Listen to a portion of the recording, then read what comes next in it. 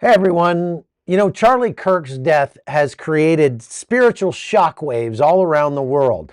As a matter of fact, they had a little over 3,000 chapters of TPUSA at universities in the United States before he died. Since then, he's had 62,000 more requests to join TPUSA.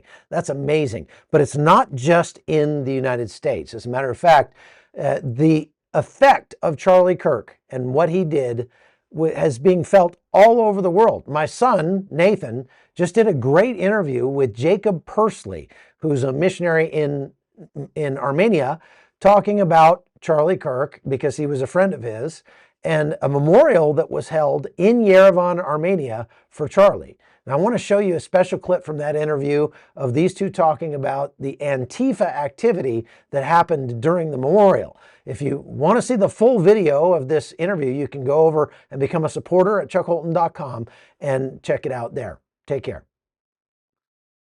So we had the memorial for Charlie Kirk last night, and one of the things that we noted or that we had happen was we had a vandal, an Antifa vandal, come and while we were setting up, draw on one of the pictures of Charlie Kirk. Yeah. So it was we got there early to set up for the memorial, and we had a picture on a stand. This picture right here, a big like this one, and we had it on a stand. So those that are guests, they would know. Oh, these are the doors you enter into. So the picture was outside, and the doors were locked at the time. And my daughter, 10 years old, Annalie, she comes to me and says, Dad, there was some guy, he did something to Charlie Kirk's picture. He had a pen, and I don't know what, she kind of looked a little scared about it. I'm like, oh, what do you mean? I go up there, I go out, and I find that on his picture, here it is right here, and there was some blood coming out of his neck. His eyes were crossed out that he's dead. It said 161 AFA. And I'm like, well, obviously this is not a good thing. Whoever did this doesn't mean anything good, but I don't know what 161 and AFA means. My son immediately, ChatGPT, finds it. Oh, 161 is the Antifa's number. AFA is an acronym for Antifa. That's what this is. And so somebody here in Armenia, and Annalie, when she described the person, said, well, I don't think he was Armenian because he had a hat that was turned backwards. He had long curly hair down to here. He had baggy pants. And as soon as he did it, he ran off. And she said he didn't look Armenian. He looked like maybe something else. So it's just interesting that, prior coming up to this event, I probably had 50 to 60 angry messages from people about what we were doing. I mean, just nasty. I had one guy said, I had one death threat too. So because of that, we had security. And you were security too. You're always security if you're around. But we had some other guys that were just making sure everybody was safe. But it was unfortunate that happened. Yeah. My dad always says the purpose of being a man is to make everyone else around you a little bit safer. That's good. So that's what I always try to do. So everywhere I go, I'm a little bit more of security. Yep. But it's crazy to me that here in a Christian country, you have so many people who are so against what Charlie Kirk stood for. I mean, you think that the whole country would be behind what he was speaking about. But as we'll talk about, Armenia got a lot of problems. It's got a lot of secret sin. Well, it does. That it's dealing with. Well, especially in universities, we had somebody from the American University of Armenia and Yerevan State University, speak, but they're kind of more of the minority now with holding Christian conservative values because of the indoctrination we talked about in universities that happens.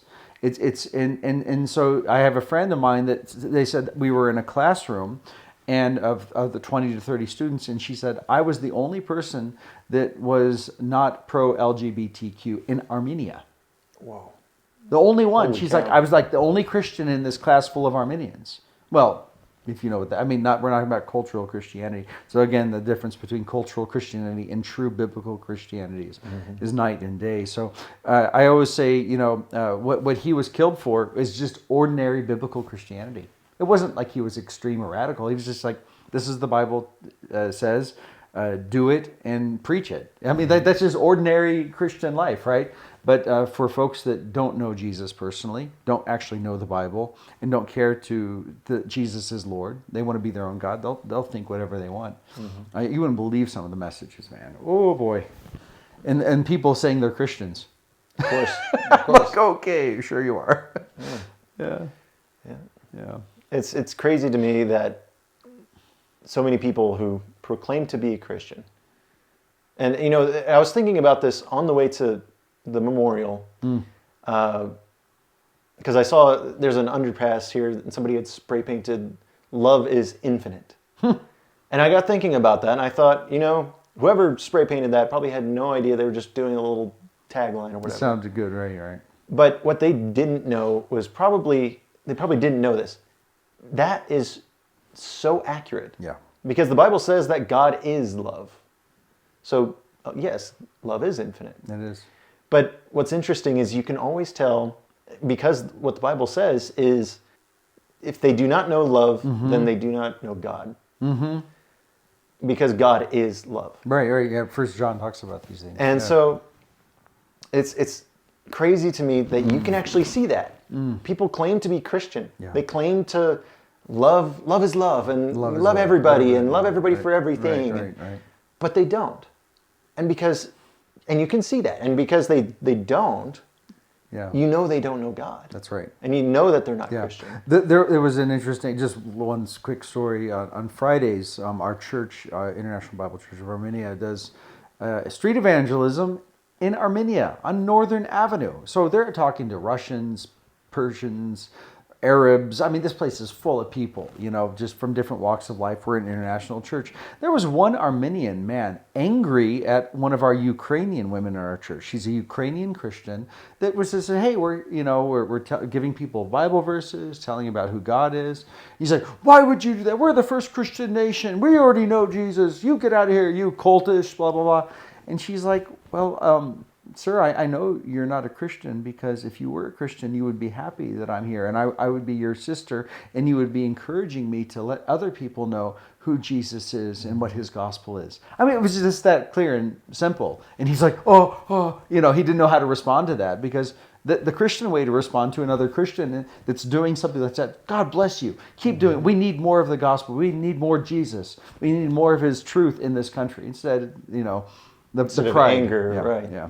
Instead of trying to make it a competition. Right. And that's something I've noticed in the Armenian culture is they are very protective of their own. Mm-hmm. And so interacting with other churches even, it can be difficult because they are very protective. These are my people. Mm-hmm. You're like, no, these are my brothers and sisters. We should be We're able all to together. Interact. Right. But they don't want to. Yeah. And I think that's a lie of the devil, because if he can separate those churches and keep them isolated, then you end up with crazy ideologies. And we've seen that personally going to different churches here in Armenia.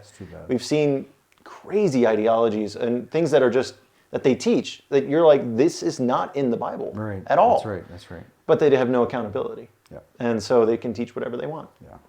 So that's unfortunate.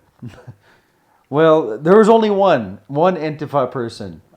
Only one. That's pretty good. Yeah, that's not too bad. That was, and it wasn't Armenian. Anna Lee was pretty sure he was from a different country. He probably saw the advertisement and was angry. Yeah.